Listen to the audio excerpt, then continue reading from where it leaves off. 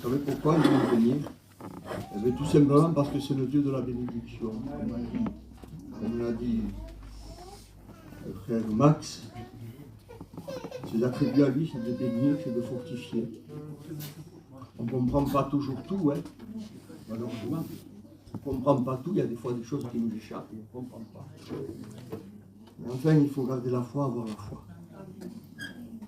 J'ai écouté un petit peu prier les uns les autres, puis j'ai senti comme un désarroi, comme une difficulté, un désarroi, une angoisse, tout ça. Avant d'introduire le message, je veux vous dire quelque chose qui va certainement vous encourager. Pour ceux qui sont dans le désarroi, la difficulté, il y a quelques années de ça, j'étais dans le désarroi, un profond désarroi. J'avais une angoisse terrible, une tristesse à moi, et je vais vous dire pourquoi. Parce qu'à cette époque, je venais de perdre mon frère, qui était pas bien Dieu, et je ne comprenais plus. Je ne comprenais plus rien.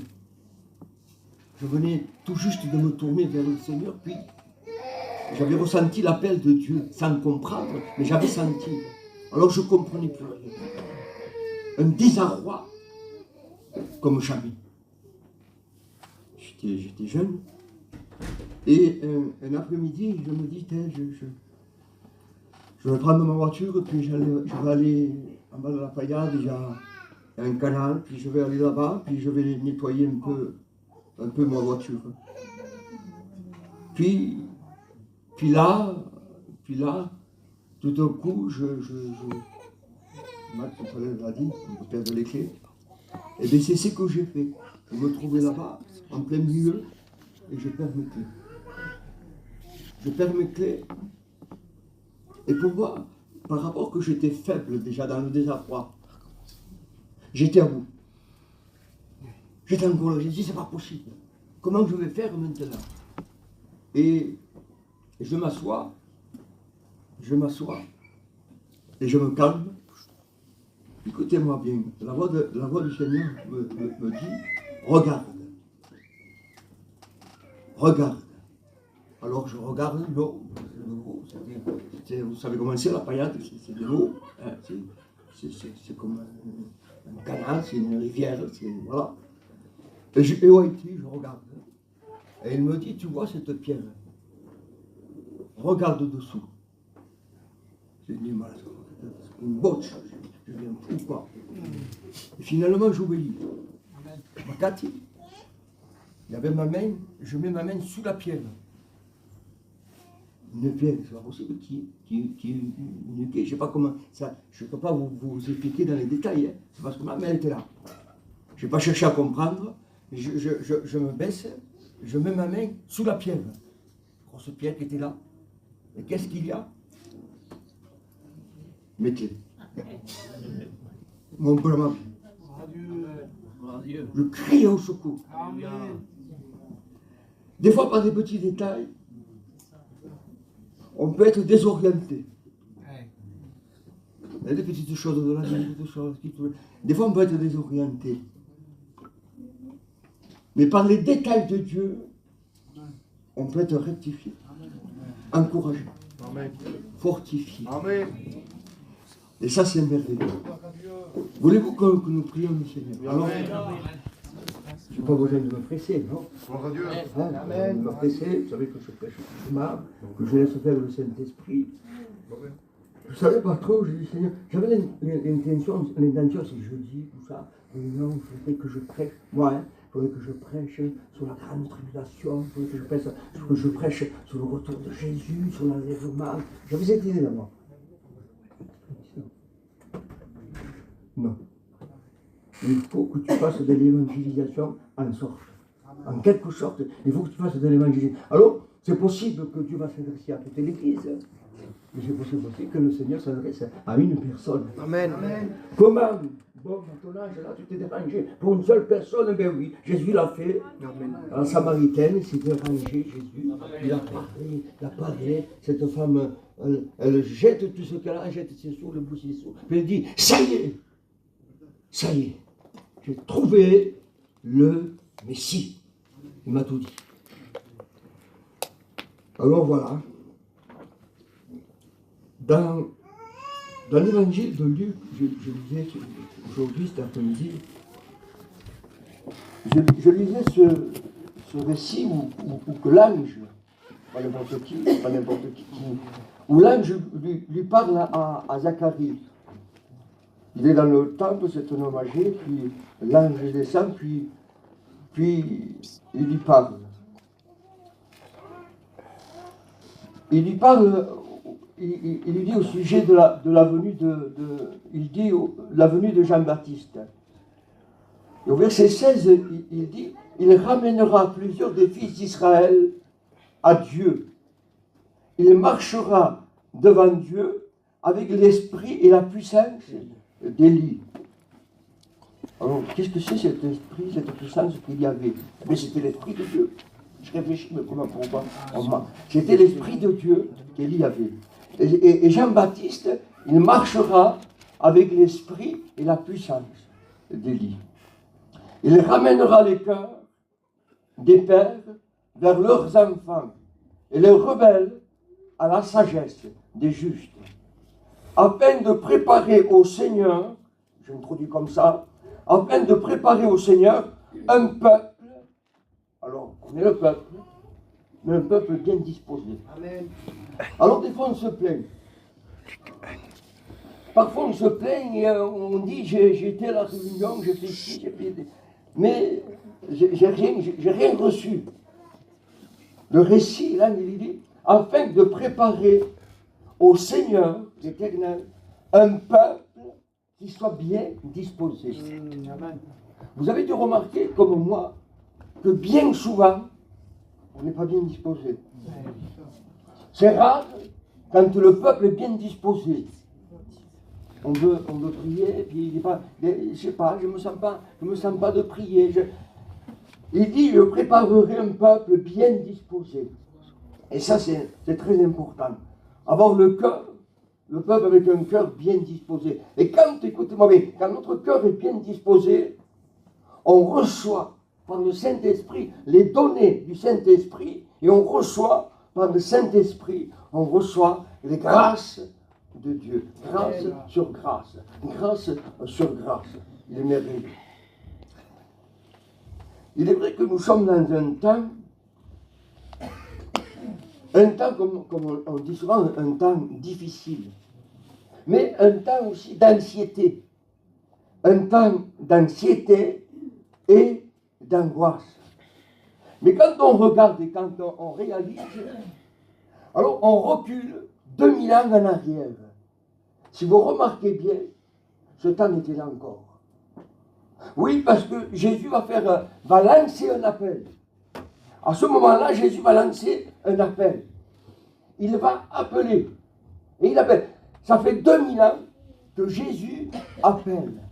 Nous sommes encore dans un temps d'anxiété, même s'il y a une vie un peu plus moderne, ce qui n'empêche pas que le péché grandit, ce qui n'empêche pas que le mal grandit, ce qui n'empêche pas que la méchanceté et la violence est là. Mais, en tout cas, il y a une chose, c'est que l'anxiété grandit. L'anxiété grandit. Mais à ce temps-là, déjà, il y avait l'anxiété. Il y avait les difficultés. À ce moment-là, ils avaient même des difficultés, écoutez-moi bien. Aujourd'hui, dans le coin, là, pour nous, on n'a pas de difficultés pour manger, on va acheter ça à la petite, on le fait, on va acheter ça au petit, on le fait. Ils veulent des fois des choses que je dis, c'est pas possible. C'est vrai. Mais il y a des coins, écoutez-moi bien, de la surface de la terre, où ils n'ont pas de quoi manger, de quoi se nourrir. Alors il est certain que ça fait grandir l'anxiété. Il est certain. Mais déjà, écoutez-moi bien, des choses simples. On va prendre des choses simples. Déjà, le Seigneur va lancer un appel. Et 2000 ans se sont écoulés. Ce soir, le Seigneur va lancer encore un appel. Amen. Oh, c'est peut-être l'ultimatum, mais qu'importe, l'appel est encore lancé. Nous ne sommes pas encore sur le point de la grande tribulation, mais nous sommes sur le point de la difficulté, des problèmes, de l'angoisse. Vous savez, aujourd'hui, on ne peut pas parler à une personne sans qu'il vous parle de son angoisse. Il est inquiet, il est agité et il est angoissé. On vit dans un temps d'inquiétude. Et le Seigneur, écoutez-moi bien, va donner une invitation extraordinaire. Et cette invitation qui a été faite il y a 2000 ans en arrière, elle est ici encore ce soir. Amen. Adieu. Elle est ici. Il va vous inviter sur un point particulier. Regardez ce qu'il dit c'est simple, dans l'évangile de Matthieu. Je sais que les frères connaissent ce verset, hein, c'est le premier verset d'évangélisation, c'est vrai. 11, 28. Matthieu 11, 28. Il dit, c'est un appel, il appelle. Amen. Il dit, venez à moi. Alors il appelle tout le monde, vous tous qui êtes fatigués et chargés, et je vous donnerai du repos. Amen. Alors, il y a les deux choses. Vous, il dit, qui êtes fatigués et en plus chargés. Tout à l'heure, je l'ai dit, les gens sont fatigués, mais en plus, ils sont chargés. Chargés par les tracas, par les soucis, par les problèmes. Et il dit, je vous donnerai du repos. Écoutez-moi bien, le repos, il n'y a que le Seigneur qui peut le donner, ce repos. Parce qu'il parle d'un repos, mais c'est un repos intérieur. Avez-vous remarqué, quand quelqu'un il est angoissé, il est agité en même temps, et il ne trouve pas de paix, il ne trouve pas de repos. Par contre, écoutez-moi bien, celui qu'il est venu à Jésus, qu'il vient à Jésus, il trouve le repos en Dieu. Et ce qu'il te faudrait, toi, tu sais pourquoi tu es agité? Tu dis, oui, mais parce que j'ai des soucis, j'ai des tracas, les enfants. C'est pas ça. C'est pas ça du tout. Parce que Dieu nous donne la force de surmonter toutes choses. Et ton souci, il est là. Ton problème te provient de ça parce que, en réalité, tu n'es jamais venu à Jésus-Christ. Ah, peut-être tu es venu à la réunion avec un esprit religieux. On peut être baptisé et avoir un esprit religieux, mais en réalité, jamais venir au pied de Jésus-Christ. Alors, au bout d'un temps, qu'est-ce qui se passe? Eh bien, il se passe qu'on devient un rétrograde sans s'en rendre compte. Vous comprenez? Et ça, c'est terrible. Venez à moi, vous tous qui êtes fatigués et chargés, et je vous donnerai du repos. Amen. Je vous dis ceci, pour aller d'un endroit à un autre, il faut prendre un chemin. On comprend bien. Pour aller d'un endroit à un autre, on ne va pas prendre 50 chemins. On a un itinéraire et on ne va pas prendre 50 chemins. On prend qu'une seule direction. Pour aller à Jésus-Christ, il n'y a pas 50 chemins. Pour venir à Jésus, il n'y a pas plus simple. Il n'y a pas plus simple. Il n'y a pas 50 chemins. Et Jésus dit, je suis. Écoutez-moi bien ce qu'il dit, Jésus. Et ça, c'est un point important.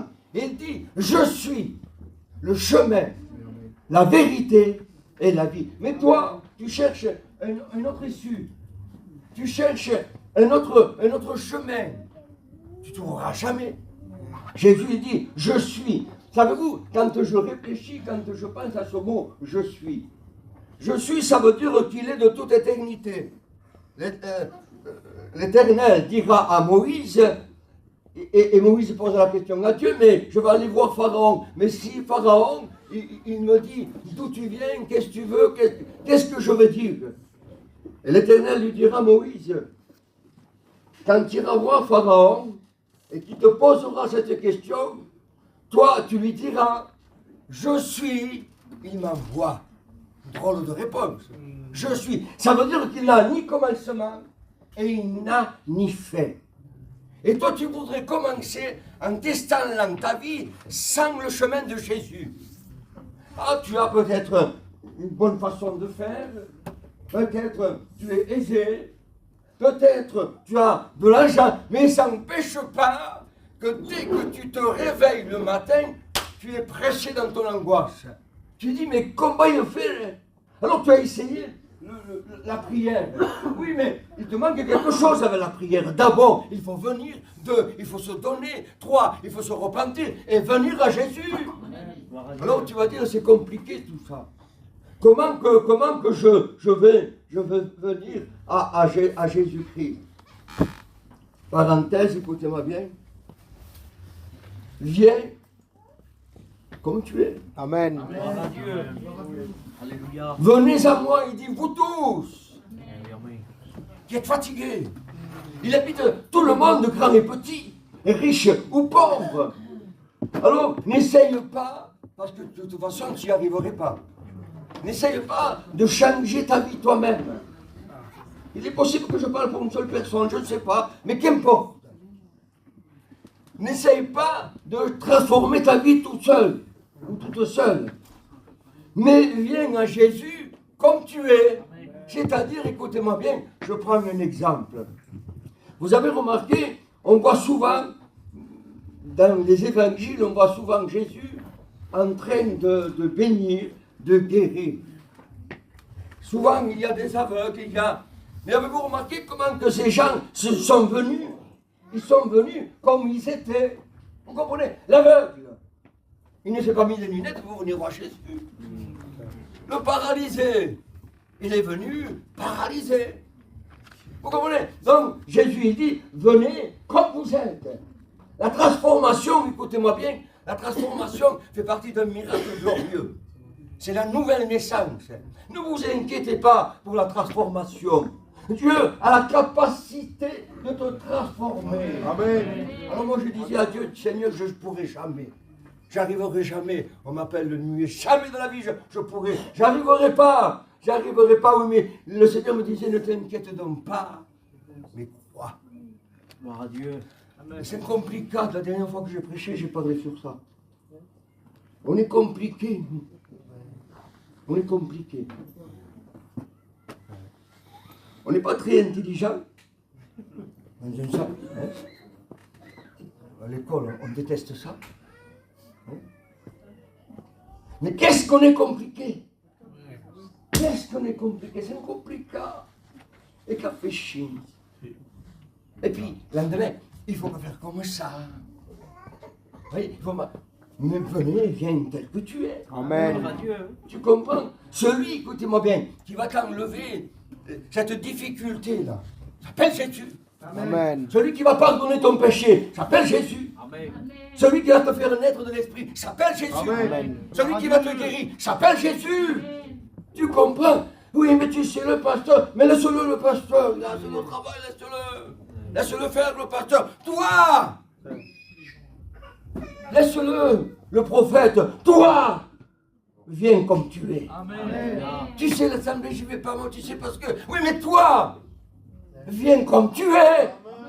La transformation, c'est lui qui va la faire. Amen. Tu comprends? Amen. N'essaye pas d'arranger ce que tu as donné. Tu n'arriveras pas. Il a donné, c'est un don de Dieu, et toi, tu voudrais arranger.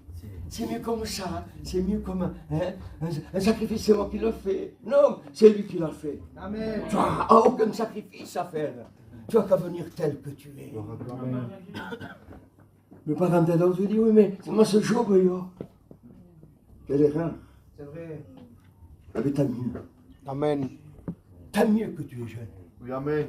Parce que, écoutez-moi bien, la Bible dit, dans les Corinthiens, Paul il dit, écoutez-moi bien, le Dieu de ce siècle, ah aussi qu'il est lui. Le Dieu de ce siècle, savez-vous ce qu'il fait? Regardez la méchanceté. Le Dieu de ce siècle, il aveugle l'intelligence des hommes. Pourquoi il fait ça? Parce qu'il ne veut pas que l'homme voit briller les splendeurs de l'évangile de Christ. Alors les gens disent, oh, ça, c'est pas terrible, hein? Oui, c'est aveuglé. Le Dieu de ce siècle, il t'aveugle. Il te fait montrer que tu n'y arriveras pas, ou alors il te fait montrer que c'est trop dur. Écoutez-moi bien. Encore une parenthèse, écoutez-moi bien. Je vous dis, moi, vous savez ce qui est dur? C'est pas sur Jésus, c'est pas Jésus qui est dur. C'est le monde qui est dur. Mais Jésus, il est bon. Il est bon. Nous, on est compliqué. Jésus, il est simple. Amen. L'évangile, elle est simple. Le monde, il est dur. Il est méchant. Vous l'avez vu ça? Hein? Le monde, écoutez-moi bien. Il vous donne d'un côté d'une main et il vous reprend de l'autre. Et s'il dit, on n'utilise pas grand-chose. Pas grand-chose, hein? Mon frigo. Ah mais tu comprends, je te prête 20 euros et la fin du mois tu me les rendras. Hein? Vous voyez, il donne d'un côté puis il reprend de l'autre. Et maintenant, quand par rapport à Jésus, c'est différent. C'est un don total. C'est pas prêté, c'est un don de Dieu. Amen. Si vous avez entendu parler, comme vous a dit, tu sais, si tu viens aux réunions, si tu viens à Jésus, ça va être dur, ici, là. N'écoutez pas cette voix, c'est la mauvaise voix. C'est le Dieu de ce siècle qui aveugle l'intelligence des hommes. Parce qu'il ne veut pas que tu viennes à la réunion. Il ne veut pas que tu sois sauvé. Il ne veut surtout pas que tu deviennes chrétien. Il ne veut pas que tu pries. Savez-vous pourquoi il ne veut pas que tu pries? Parce que la Bible déclare et dit qu'au nom de Jésus, au nom de Jésus-Christ, nous pouvons bénir. La Bible dit qu'au nom de Jésus-Christ, nous pouvons lier les puissances des ténèbres. Alors encore un qui va le faire parce qu'il va prier. Alors le Dieu de ce siècle, il t'aveugle et il te dit, n'avise pas de la réunion, n'y va pas, tu es trop jeune, tu as bien le temps. Non, tu n'as pas le temps. Voulez-vous qu'on parle de l'horloge? C'est-à-dire de l'horloge de Dieu. L'horloge de Dieu ne s'arrête jamais. L'horloge de Dieu, elle est en marche. Tic-tac, elle ne s'arrête pas. Ton horloge à toi, mon horloge à moi, un jour va s'arrêter. Tabac fini. On devient vieux. Mais l'horloge de Dieu ne s'arrête jamais, jamais. C'est l'horloge de Dieu. Et toi peut-être aveuglé, tu dis, Timothée. Alors tu dis, je verrai demain. Oui, mais demain, malheureusement, demain, il risque d'être trop tard. Écoutez-moi bien, si moi je dis trop tard, oui, mais ça passe, bon. Je voulais prendre le bus, puis j'étais trop tard. Bon. Mais maintenant, écoutez-moi bien, quand c'est Dieu qui dit trop tard, ça me fait repérer personne. Ça veut dire que que le rideau est fermé, ça veut dire que la porte est fermée, ça veut dire que c'est fini, c'est terminé. Voilà pourquoi je suis en train de vous évangéliser et de vous dire qu'il dit de venir à lui. Oui, mais trop fatigué. Oui, mais venez, vous tous qui êtes fatigués. Amen. Amen, amen. Est-ce que le diable, il te l'a dit ça? Je connais ces tactiques. Il vous a dit à vous, il vous a dit, tu n'y arriveras pas. Jamais de la vie. Pour l'espace, tu ne pourras pas. Tu n'y arriveras jamais. Écoute bien, regarde bien. Tu vois bien comment c'est compliqué. Puis tu as écouté, même entre eux, des fois, ils se chamaillent. Parenthèse, écoutez-moi bien, au sujet de la chamaillerie. On a notre maison. Et dans nos maisons, qu'est-ce qu'il y a? Des enfants. Ça n'a jamais arrivé que les enfants ils se chamaillent. Des fois, ils se chamaillent pour rien du tout. J'ai un arrière-petit-fils, moi. Allez-y, prenez son camion, vous allez voir un peu. Il se chamaille, autrefois, chamailler avec sa petite cousine pour un jouet. Eh bien, des fois, écoutez-moi bien, quand on rentre à l'église, on devient quoi? Des enfants de Dieu. Eh bien oui, écoutez-moi bien, on est des enfants de Dieu, mais remplis de Dieu. Des fois, je sais, c'est pas possible. Quand un chrétien est né de l'esprit, j'ai dit, maman, il agit comme un enfant. Oui, écoutez, c'est comme ça. Parce que, il y a la naissance en Dieu. Vous comprenez? Il n'y a pas cette haine de l'extérieur. Il y a cet amour de l'intérieur. Il y a la main tendue. Et la main tendue n'est pas de l'extérieur. Essayez pour voir. Essayez d'avoir une main tendue de l'extérieur. Vous ne l'aurez jamais. Maintenant, la main tendue sera toujours de l'intérieur, du corps du Christ.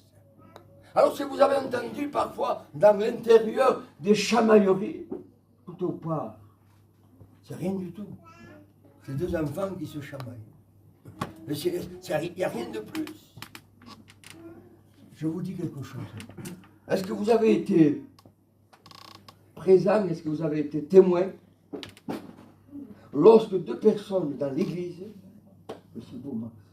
quand deux frères ou deux sœurs dans l'église, pendant longtemps ils se sont chamaillés, la prière plus, des choses voilà, banales, et ils se sont chamaillés, puis hop, ils ne sont plus ensemble, ils sont plus... Vous avez remarqué la beauté de l'évangile, la beauté des choses de Dieu? Comment qu'il y a la réconciliation, comment c'est glorieux, comment c'est merveilleux. La réconciliation fait partie du domaine spirituel, fait partie du ciel, fait partie de Dieu. Et vous verrez combien que ça fait du bien quand vous voyez deux personnes, deux frères en particulier, qui se sont chamaillés, et au bout d'un temps, ils se languissent. C'est comme ça qu'il faut faire. Ils se languissent au bout d'un temps, ils s'ennuient. Au bout d'un temps. Et quand ils se voient, écoutez-moi bien, vous savez ce qu'il faut. Ils se prennent dans les bras, et vous savez ce qu'ils disent? Pardon mon frère, c'est moi, c'est ma faute à moi. Ça se trouve où ça? Est-ce qu'on le trouve à l'extérieur ça? Pas du tout. Ça se trouve à l'intérieur. Ça se trouve à l'intérieur des chamailleries. Il y en a eu, il y en aura encore, c'est sûr. Mais la réconciliation, il y en a eu, il y en aura encore. C'est au nom de Jésus-Christ. C'est au nom de Jésus-Christ. Tu as besoin de venir à Jésus tel que tu es. N'essaye pas, allez voir l'espace. N'essaye pas, viens comme tu es. Viens à Jésus. Laisse-le que lui, il transforme, qu'il change ta façon de voir. Et puis quand on vient à Dieu, on devient intelligent. Je ne sais pas, quand on est un peuple par rapport à rire un petit peu, par rapport à l'école, tout toujours. Mais regardez ce qu'il dit le prophète Jérémie, chapitre 19, verset 8. Il dit, celui qui garde l'intelligence, qu'est-ce qu'il trouve? Il va trouver ce que le monde cherche. Le monde entier cherche ça. Celui qui garde l'intelligence trouve le bonheur. Celui qui garde, écoutez-moi bien, celui qui garde l'intelligence, eh bien, il trouve le bonheur. Alors, l'intelligence, c'est quoi? C'est de venir à Jésus. Amen. L'intelligence, c'est celui qui réalise. Vous comprenez? Qui réalise que c'est un pécheur. Et si Jésus revient, il reste là. Celui-là, c'est l'intelligent. Il dit, moi, je ne veux pas rester là. Moi, je veux partir avec l'Église. Je veux partir avec Jésus-Christ. Parce qu'écoutez-moi bien. Ça sera quelque chose de terrible. Je ne voulais pas trop en parler de ça. Mais il est bien qu'on sache certaines choses. Le premier point, écoutez-moi bien, ça me touche chaque fois que je pense à ça. Quand j'écris j'avais les larmes aux yeux. Le premier point, c'est celui-ci. Jésus, il descend du ciel. Écoutez bien ça. Jésus, il descend du ciel. 1. 2. Qu'est-ce qu'il fait? Il enlève son église. D'abord. Il enlève son église. Je coupe plus court. Et le troisièmement, savez-vous ce qui se passe? Quand l'église est enlevée, tout à l'heure je vous ai parlé de l'anxiété, je vous ai parlé des troubles, je vous ai parlé de la difficulté, je vous ai parlé de la méchanceté. Et bien quand l'église est enlevée, écoutez-moi bien, il va arriver la grande tribulation. Alors l'anxiété, l'inquiétude qu'on a aujourd'hui, c'est rien du tout à côté de ce qui va se produire. Au début, écoutez-moi bien, l'antichrist, je ne voulais pas en parler. Au début, ça va aller. Au début, il sera gentil, promettra, tout ça. Mais après, écoutez-moi bien, il va lancer toute sa colère, il va lancer toute sa méchanceté. Et celui qui voudra acheter ou vendre, il ne pourra pas le faire. Vous savez pourquoi? Il faudra qu'il ait une marque sur lui pour le faire. La marque de l'Antéchrist, c'est-à-dire 6, 6, 6. Sinon, il ne pourra pas. Il viendra avec sa méchanceté.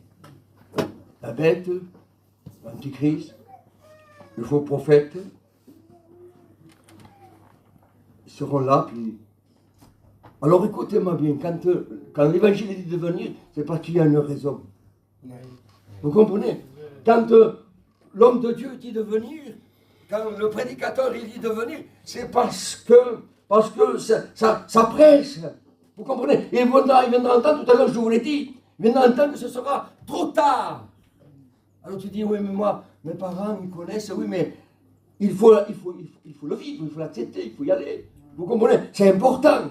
Quand Jésus revient, eh bien, il prend son église. Il enlève son église. Vous comprenez? Et après, il y a les difficultés. Après, il y a la grande tribulation. Après, il y a tout ce qu'on peut imaginer. Vous comprenez? Mais écoutez-moi bien, au nom de Jésus-Christ, venez à Jésus.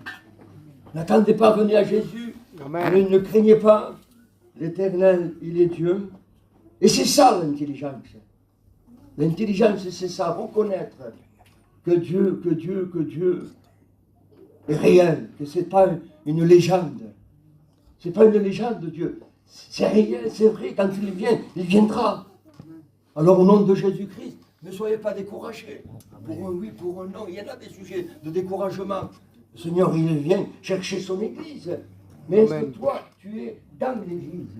Ou est-ce que tu es à l'extérieur? Et de temps en temps, vous comprenez pourquoi la dernière fois je disais que l'Église, il faut qu'il témoigne? Voilà pourquoi.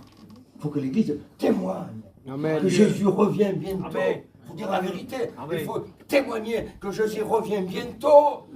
Et le plus grand de tous les témoignages que l'Église peut avoir, c'est d'avoir l'amour de Dieu. Amen. Vous savez, l'amour de Dieu, je conclus, l'amour de Dieu, c'est quelque chose qui se sent.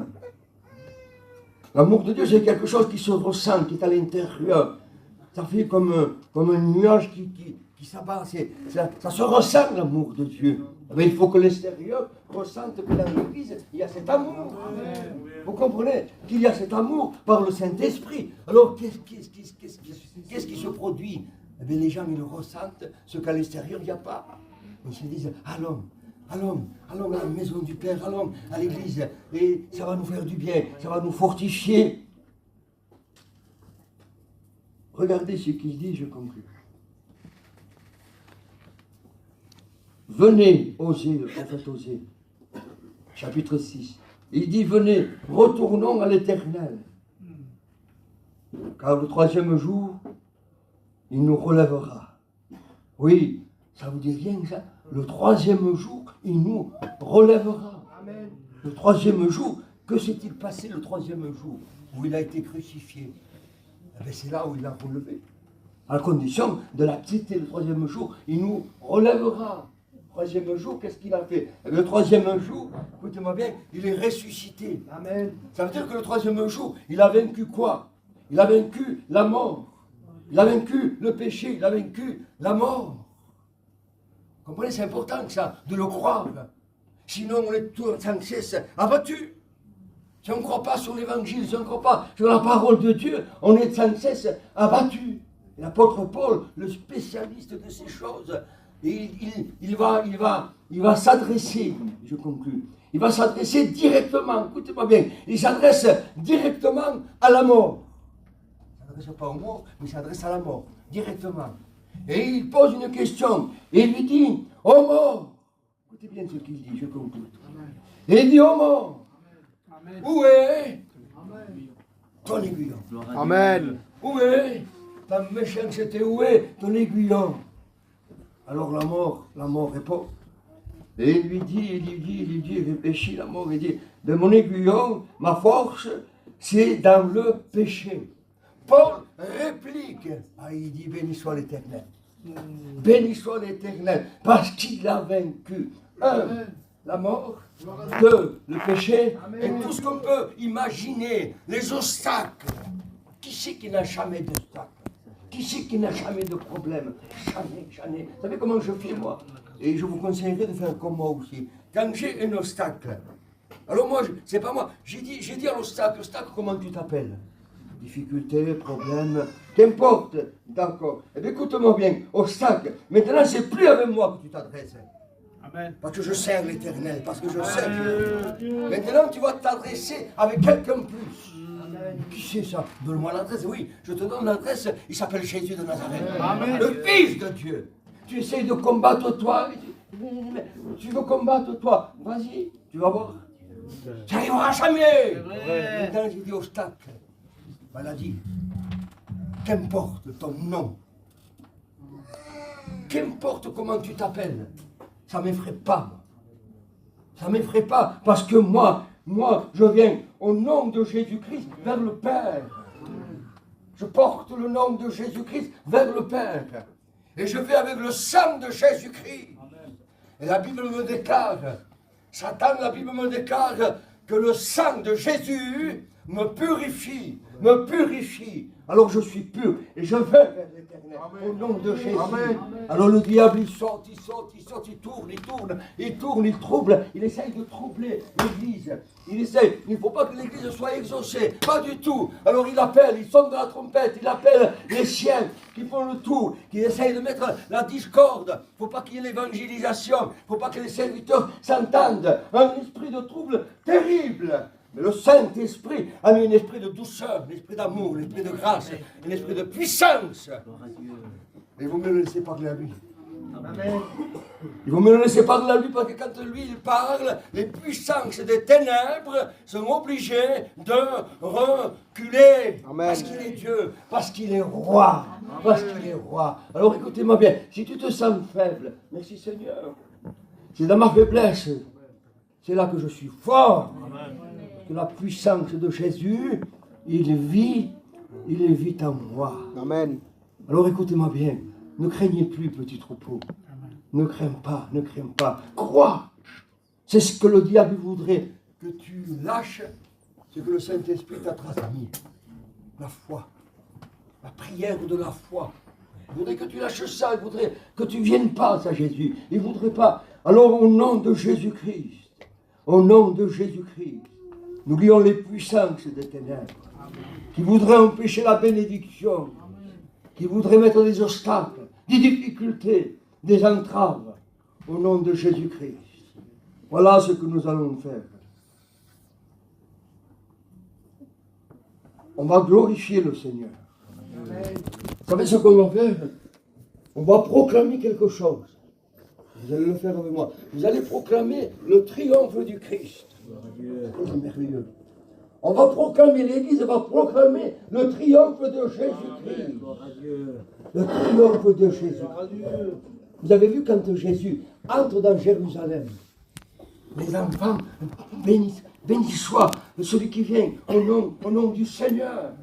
Les enfants jonchaient la route et ils disaient béni soit celui qui vient au nom de l'Éternel. Le psaume il dit le roi de gloire, il fait son entrée. Amen. Il a fait son entrée. Il fait son entrée. Mais qui est ce roi de gloire? Où c'est qu'il est? Qui est ce roi de gloire? L'Éternel des armées, grand et puissant. Alors je proclame le triomphe du Christ. Tu proclames le triomphe du Christ, le diable il cherche à t'arrêter là. Il te dit ne fagise pas, tu n'y arriveras pas. Non, tu vois bien que... Proclame. Je t'en supplie, les jeunes frères, commencez dans votre cœur. Proclamez, dites, je proclame la victoire de Jésus.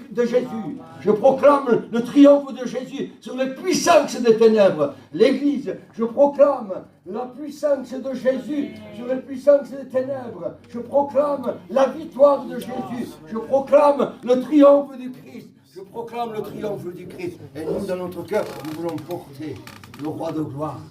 Mais qui est ce roi de gloire? L'Éternel des armées. Ce roi de gloire, il veut vivre dans ton cœur. Il veut transformer ta vie. Que tu sois rempli du Saint-Esprit. Prions Dieu.